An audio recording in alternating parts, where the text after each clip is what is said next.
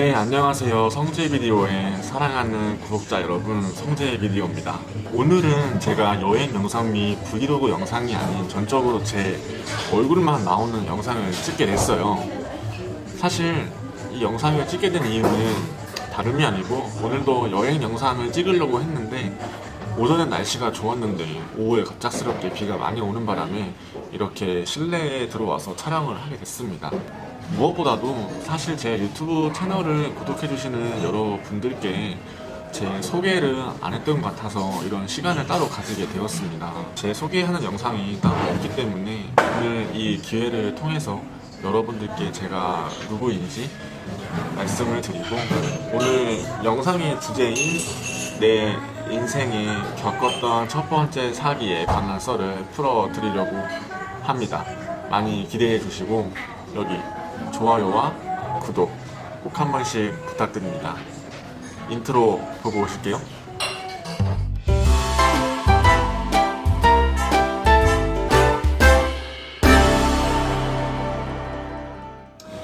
네, 제 이름은 박성재라고 합니다.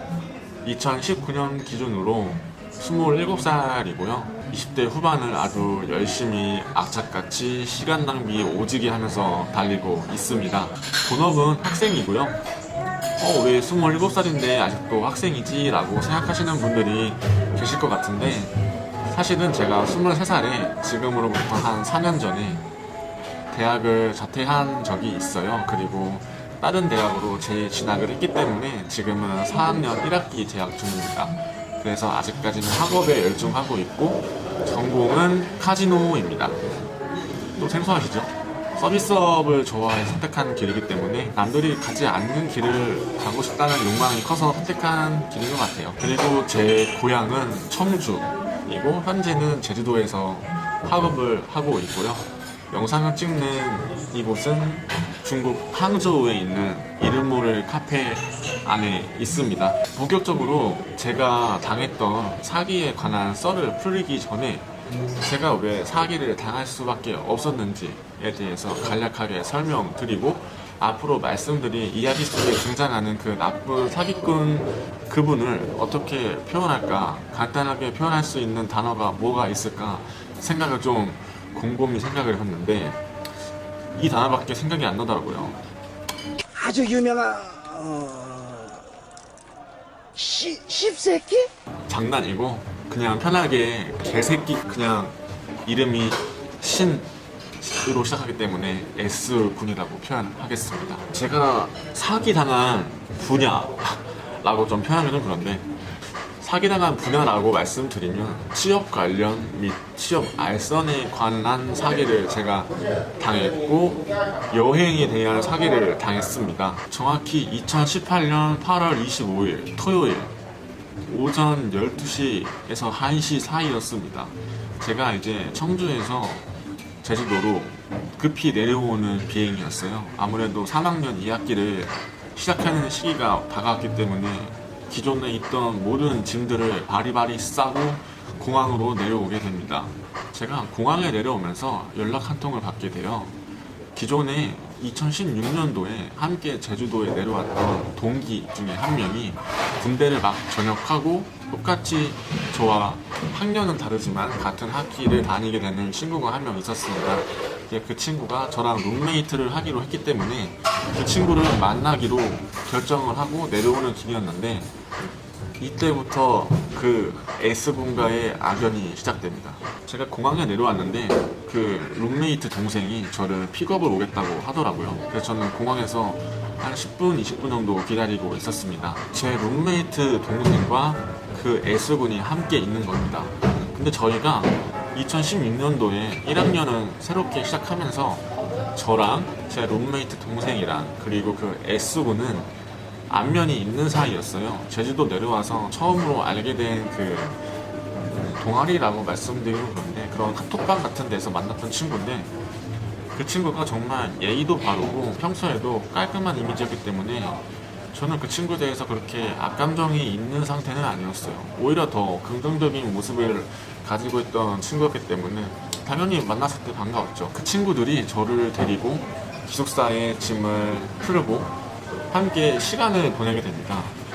그때 갔던 곳이 서귀포에 위치한 영화 건축가 개론 촬영지 서연의 집이라는 카페를 가게 됩니다. 그곳에서 저희가 참 좋은 시간을 많이 보냈어요. 왜인지 모르겠지만 그날따라 날씨가 또 오지게 좋아가지고 정말 영화 같은 하루를 보냈던 것 같습니다. 또 그날따라 참 제주도스럽다. 색감과 분위기가 참 예쁜 하루였기 때문에 여행을 좋아하는 저로서는 참 많이 감동을 받았던 날이었습니다. 그래서 저를 데리고 자기들의 시간을 쪼개서 이렇게 좋은 것도 데려다주고 하는 그 마음씨가 너무 예뻐서 그 친구들을 참 좋게 보고 호감을 가졌던 것 같아요. 왜인지 모르겠지만 그날 이후로 저희는 한 달 동안 제주도 이곳 저곳을 여행을 좀 많이 다니게 돼요. 제가 또 여행 다니면서 그 당시에 사진을 찍는 걸 많이 좋아했어요. 물론 지금도 사진 찍는 걸 많이 좋아하지만 사진을 찍으면서 그 친구들한테도 사진을 보내주고 피드백도 받고 했는데 그 S군이 제 사진을 정말 광적으로 많이 좋아해 주셨던 것 같아요. 정말 제가 이렇게 제 사진을 좋아해 줄 사람이 있을까 싶을 정도로 많이 좋아해 줬던 것 같아요. 참 오글거리지만 그 S군이 저에게 항상 사진을 보면서 형님은 참 사진 작가를 해도 되겠다 이런 말도 거리낌 없이 하고 듣는 저로서는 참 기분이 좋았죠. 저는 제 블로그나 유튜브 영상을 봐주시는 분들이 계시기 때문에 이렇게 저는 영상을 지금처럼 찍을 수 있다고 생각을 하거든요. 그래서 항상 감사하다고 생각을 하고 있습니다. 조회수가 높고 낮건 그걸 떠나서 그래서 당시에도 제 사진을 좋아해주는 것만으로도 참 감사하다라고 많이 느꼈던 것 같아요. 그렇게 시간을 보내고 어느 날 밤에 S군이 저에게 독대를 신청을 합니다. 그리고 이런 말을 저에게 하더라고요. 형님, 제가 사실은 대한항공에서 근무를 하고 있습니다. 제가 대한항공에서 간부급, 과장급 정도의 직책을 맡고 있어요. 하지만 제가 지금 몸이 많이 좋지 않아서 곧 퇴사를 해야 되는데 마지막으로 회사에도 좋은 일을 하고 형님께도 참 좋은 기회다 싶어서 이렇게 말씀을 올립니다. 라고 참 정중하게 말을 하더라고요. 그 내용은 이렇습니다. 대한항공에서 홈페이지 리뉴얼을 진행하게 됐는데 대한항공 기내 사진을 모두 싹 다 갈아엎겠다. 근데 제가 제작과 형님 사진과 샘플들을 가지고 대한항공에 추천을 한번 해보겠다. 근데 거의 될 가능성이 높으니까 부담스러우시면 안 하셔도 되고 괜찮으시면 한번 맡아서 해보시는 게 어떨까요? 라고 말씀을 올립니다. 라고 저에게 말을 해서 저는 거절할 이유가 당연히 없죠. 제가 그 말을 들은 순간 한치의 의심도 하지 않습니다.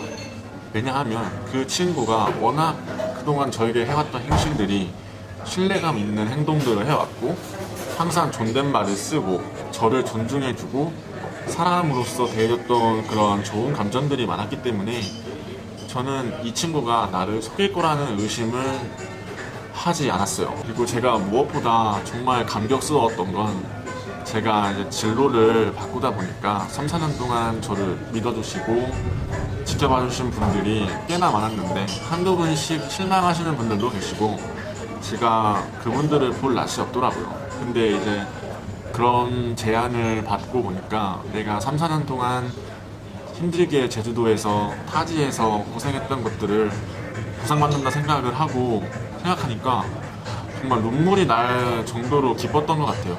그래서 그 제안을 덜컥 수락을 하게 됩니다.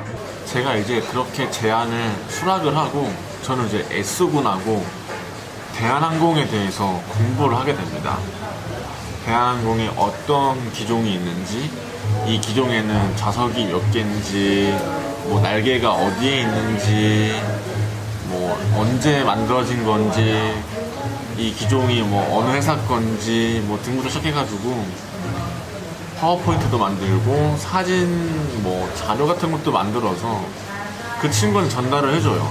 하지만 직접적으로 제가 관계자분들에게 전달한 것도 아니었고 관계자분들을 만난 적이 단 한 번도 없었습니다. 근데 제가 그것조차도 의심을 하지 않았어요. 왜냐하면 그렇게 제가 의심을 가질 순간마다 그 친구가 저에게 이런 말들로 저를 매혹시키기 시작합니다. 대한항공 촬영 한 건당 100에서 150만 원 정도를 페이해 주겠다. 뭐 이것만 잘 되면 뭐 취업도 가능할 수 있다. 이런 식으로 말도 안 되는 말들로 제 눈과 귀를 가립니다. 사실 이런 모든 것들이 말도 안 됐지만 그 당시 저한테는 취업 같은 것도 정말 절실한 소재였어요. 왜냐면 제가 3, 4년 준비하면서 앞서 말씀드렸지만 제가 그동안 실망시켰던 분들에게 뭔가 좀 보상을 해드릴 수 있겠다라는 생각이 많이 들었기 때문에 그 기회를 놓치고 싶지 않았던 마음이 사실 컸어요. 저도 사람인지라 성공하고 싶고 돈도 많이 벌고 싶고 제가 잘 돼서 저를 믿어준 모든 사람들에게 베풀고 싶고 그렇죠. 그래서 참 이 기회가 내 인생의 터닝 포인트가 될 수 있겠다라는 생각을 참 매일같이 했던 것 같습니다. 이제 그렇게 같이 진행을 하다가 뭐 매일 만남을 주선해 주겠다 말았다 이렇게 시간을 많이 보내다가 그 친구가 갑자기 이런 말을 합니다. 형님, 제가 사실 말씀 못 드린 게 있는데 제가 일전에 몸이 안 좋다고 말씀드렸잖아요. 근데 그게 사실 췌장암에 걸렸습니다. 그래서 제가 몸이 점점 붓고 있어요 라고 이런 말을 하더라고요. 근데 제가 또 정이 오지게 많아요. 정말 암에 걸렸다는 거를 믿었어요. 아, 이 젊은 아이가, 나보다 어린 친구가 꽃 피워야 할 나이에 이렇게 세상과 등질 시간이 얼마 남지 않았다는 생각이 드니까 저는 참 그렇더라고요. 세상이 참 불공평하구나. 이 친구가 대한항공에서 근무를 시작을 하면서 자기가 하고 싶었던 일들이 정말 많을 텐데 이걸 다 내려놓고 자기만의 시간을 가져야 하는, 이제 마지막을 정리해야 하는 시간을 가져야 되는구나 라고 생각을 하니까 한편으로 참 마음이 아팠고 저에게 또 그런 기회를 준다는 것 자체가 고맙더라고요. 그리고 이제 그렇게 시간이 흘러가면서 그 대한항공 촬영권은 계속 진행이 된다고 저한테 말을 했고, 자기가 이제 퇴사를 앞뒀는데 자기 후계자라는 말로 표현을 해드릴게요. 자기의 이제 대타를 구해야 되는데 저를 추천하고 싶다 이렇게 말을 하더라고요. 근데 이제 그거를 되게 이렇게 쉽게 말한 건 아니고 엄청 조심스럽게 말을 하긴 했습니다. 자기가 이제 퇴사를 얼마 앞뒀는데 형님께 이 자리를 물려드리고 싶다. 일반 직원으로 가는 게 아니고 제가 맡았던 과장직을 그대로 인수인계 받는 형식으로 갈 거니까 그것도 형님께 참 좋은 기회가 될 수 있을 거니까 한번 생각해 보라고 하더라고요. 저는 제가 참 등신인가요? 이 말을 정말 왜 믿었는지 모르겠지만 그 친구가 당시에 22이었으니까 22살에 과장을 한다는 것도 뭐 거의 불가능한 일이지만 대한항공에 뭐 인맥이 많아서 자기 뒤를 봐주는 사람이 있어서 자기가 알게 모르게 진급을 빨리 했다 이런 식으로 얘기를 했는데 저는 왜 그거를 곧이곧대로 믿었는지 모르겠어요. 참 마음이 아픈데 그것도 제가 또 멍청하게 수락을 하게 됩니다. 네, 물론 그 인수인계도 관계자분들하고 하는 게 아니고 대한항공을 제가 직접 간 게 아니고 그 S군하고 단둘이 인수인계를 진행을 하게 돼요. 근데 뭐 그 친구가 이걸 다 말로 설명해 드릴 수는 없지만 정말 체계적으로 많은 걸 저에게 또 알려주더라고요. 좀 그럴듯한 얘기들이 많았어요, 사실. 아무래도 제가 참 절실하다는 이 점을 이용했던 것 같아요. 뭐 여기까지면은 이게 왜 사기야 라고 느끼실 분들도 계시겠지만, 이제부터 그 친구가 하나둘씩 저에게 금전적인 요구를 하게 됩니다. 자기가 이제 퇴사를 하면서 이제 여행을 좀 다니면서 삶을 좀 정리하고 싶다 이런 얘기를 하더라고요. 처음에는 일본을 가자, 그다음에 뭐 칭다오를 가자, 연말에 뭐 유럽을 가서 자기가 알고 있는 지인을 만나자, 뭐 이런 식으로 얘기를 합니다. 근데 저 같은 경우에는 여행을 너무 좋아하잖아요. 그래서 당연히 난 좋지 하면서 학업 중에도 여행을 갈 생각을 했습니다. 그 친구가 이제 몸이 안 좋으니까 나에게 이런 기회를 준 은인 같은 친구한테 제가 못할 건 없다 이런 마인드를 가졌던 것 같아요.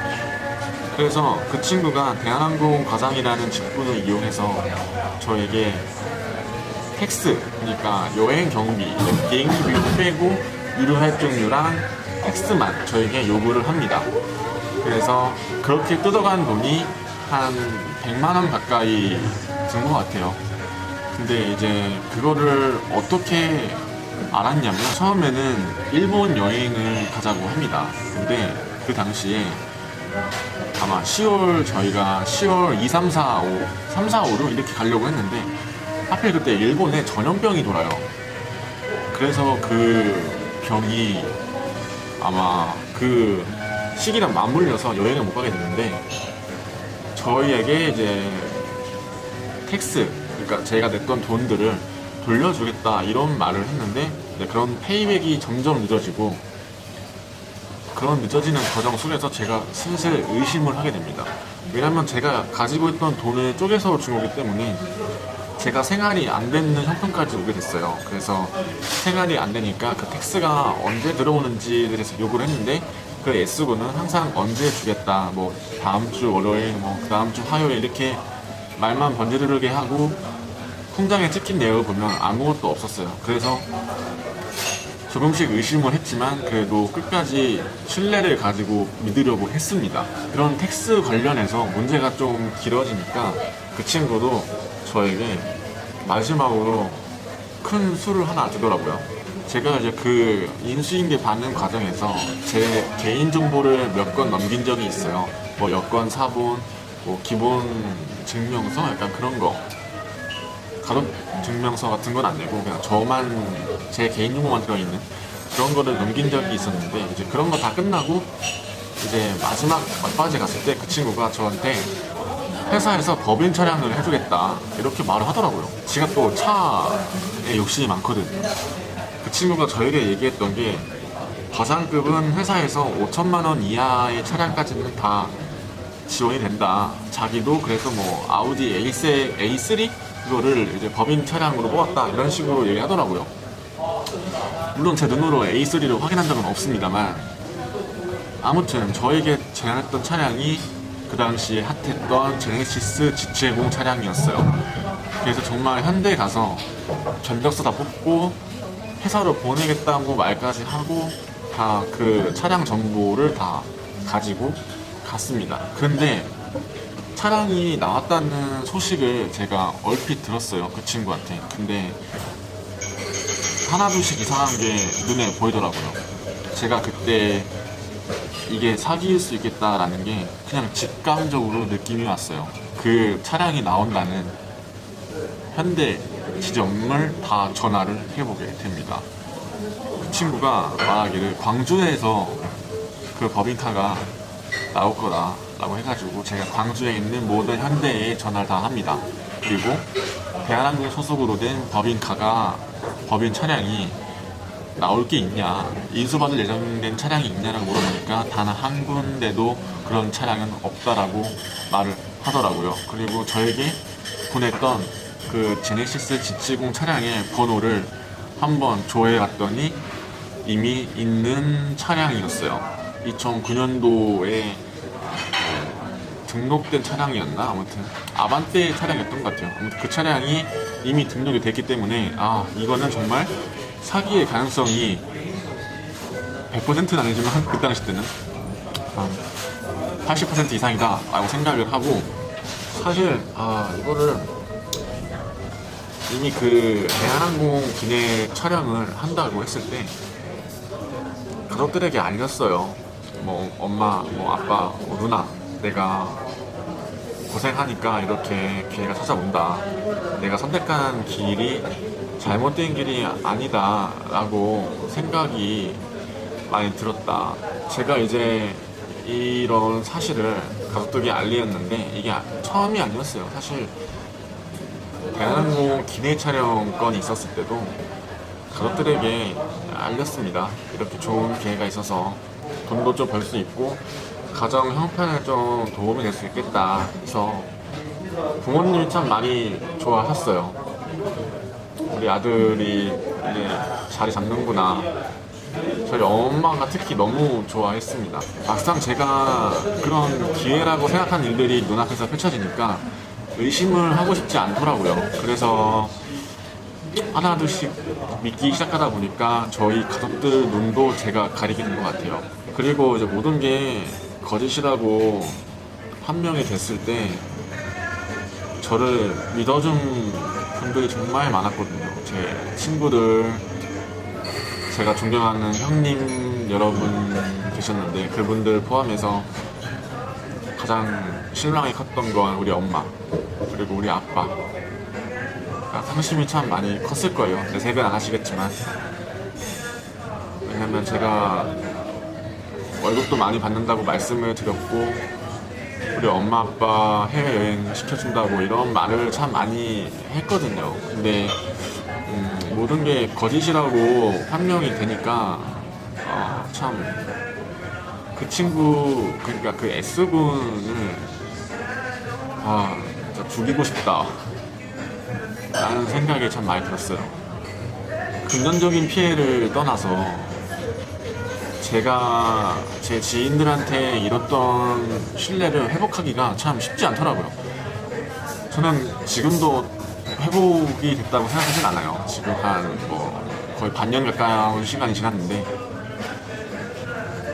어떻게 그 친구들한테 말을 해야 할지 모르겠더라고요. 아직도 제가 잘된 줄만 아는 친구들도 있을 거고 저를 믿어주셨던 분들이 괜찮다고 말씀을 해주시지만 속으로 실망을 하신 분들도 굉장히 많을 테고 참 부끄럽더라고요.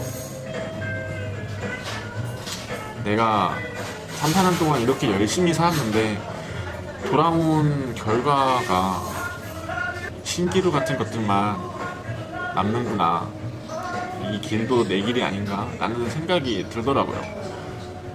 그리고 또 안타까운 것들 중에 하나가 제가 또 그 일본 여행을 가기 위해서 그때 캐나다 어학연수 한 달 면접이 있던 시기였는데 이제 그거를 못 갔어요.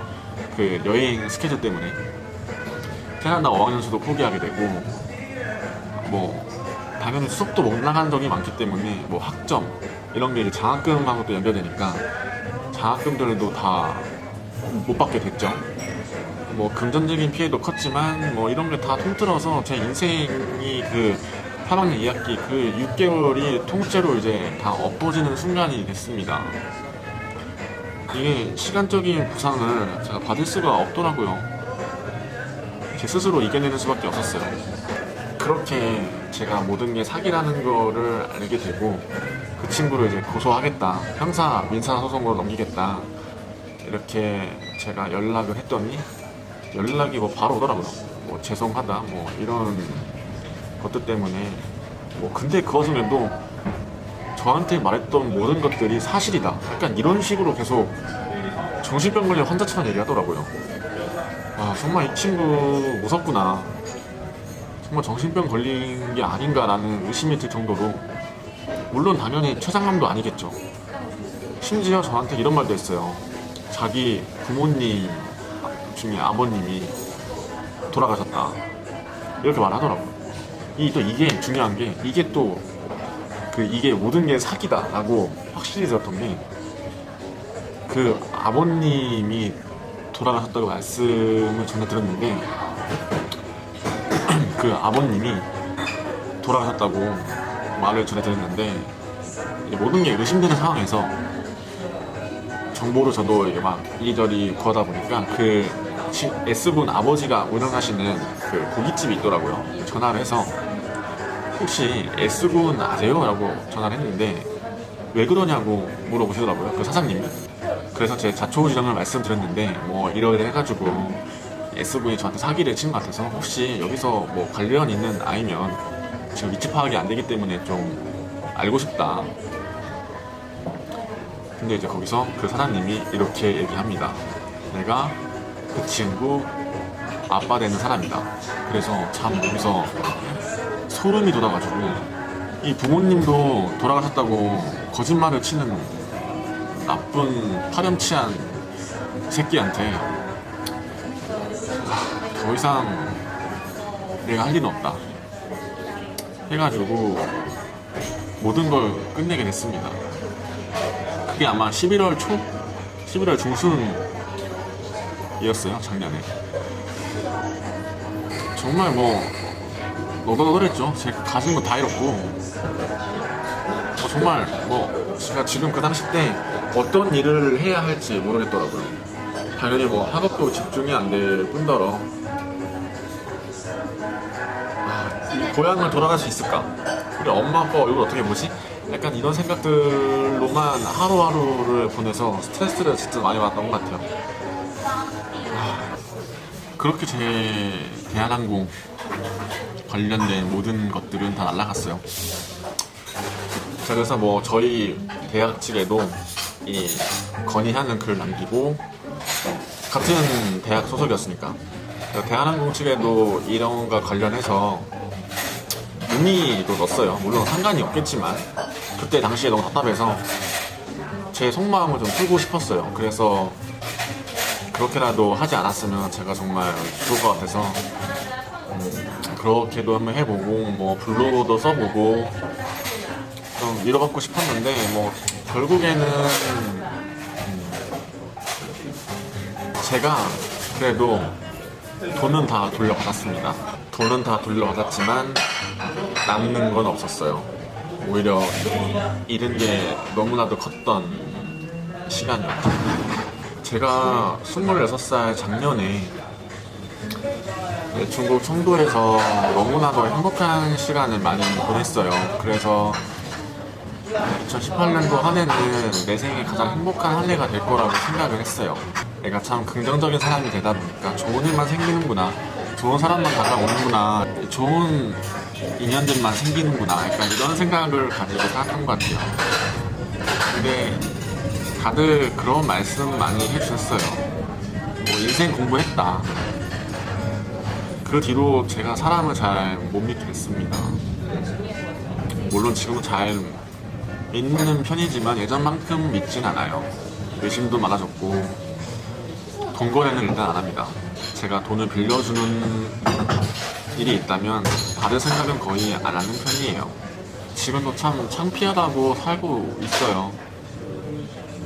저를 진짜 곁에서 가까이에서 존경해주는 친구들도 분명 있고 나를 믿어주는 동생들도 많이 있어요. 근데 그 친구들 별 면목이 없더라고요. 지금도 물론 그래요. 그래서 제가 1월 달에 필리핀 한 달 다녀왔는데 한국에서 살 자신이 없더라고요. 상처를 좀 많이 받아서 외국에 나가면 좀 나를 내려놓고 다 또 다른 문화를 받아들이면서 저를 좀 지우고 싶었어요. 내 과거 그런 것들. 다시 제가 해외에 온 이유는 내가 살아있다는 그 것들을 제 오감으로 느끼고 싶기 때문에 한국이 아닌 타국을 선택을 했습니다. 근데 아직까지 작년만큼의 감정을 느끼고 있진 않아요, 사실. 아직도 많이 힘들고 회복이 뭐 다 됐다고 말하기는 좀 그렇지만 제가 어느 정도 자리를 잡아야 그 모든 것들이 잊혀지지 않을까 싶습니다. 아무튼 제 재미없는 내 생의 첫 번째 사기, 뭐 두 번째, 세 번째 사기는 당하고 싶지 않습니다. 지금 제 영상을 시청해 주시는 모든 분들이 저를 많이 응원해 주시면 좋겠어요. 제가 어떻게 살아가는지 앞으로 어떻게 살아갈 건지에 대해서 영상으로 많이 보여드리고 싶어요. 여러분들하고 소통하는 걸 좋아하거든요. 인생이라는 게 혼자 사는 것도 아니고 같이 사는 거잖아요. 그래서 저는 이렇게 살고 있다. 여러분들은 지금 어떻게 살고 계신가요? 이런 질문도 할 수 있고, 나중에 저에게 연락을 하셔서 이렇게 항저우에 오시면 제가 뭐 밥 한번 사드리죠. 같이 여행 가고. 언제든지 저는 오픈 마인드니까 저라는 사람에 대해서 거부감을 가지시지 않으셨으면 좋겠습니다. 제가 여러분들에게 다가가기 위한 수단이 영상밖에 없어서 이렇게 영상을 남기는 거니까 다음엔 더 재밌는 소재로, 더 유쾌한 소재로, 더 예쁜 영상으로 찾아뵐 테니까 많이 응원해 주시면 감사하겠습니다. 자, 끝으로 제가 여러분들께 드릴 말씀은 저는 이렇게 살고 있습니다 입니다. 그리고 제가 예전에 책을 쓰고 싶어서 약간 프롤로그만 쓴 적이 있었어요. 근데 거기 마지막 구절을 말씀드리고 싶네요. 하나둘씩 영상이 차곡차곡 쌓이다 가면은 여러분들의 관심도 받을 테고 여러분들의 마음을 저에게 표현해 주실 거잖아요. 근데 저는 그렇게 생각해요. 제 영상을 좋아해 주시니까 이 영상이 제가 만들었다고 해서 제 혼자만의 영상은 절대 아니고 여러분들이 봐주시고 공유해 주시고 제 감정을 고스란히 느껴주시니까 저만의 삼재 비디오라는 이 전시회가 나중에는 저만의 전시회가 아닌 여러분들과 저가 함께 만들어가는 채널, 그런 삼재 비디오의 우리들만의 전시회가 됐으면 좋겠다는 말씀을 드리면서 오늘 영상은 이만 마치겠습니다. 재미없는 이야기 시청해주셔서 너무 감사하고 다음 영상에서는 제가 이번 주 금요일쯤에 아마 2박 3일로 상하이를 갈 것 같아요. 상하이에서 기억나는 영상으로 여러분들께 찾아뵙겠다는 약속을 드리면서 오늘은 이만 마치겠습니다.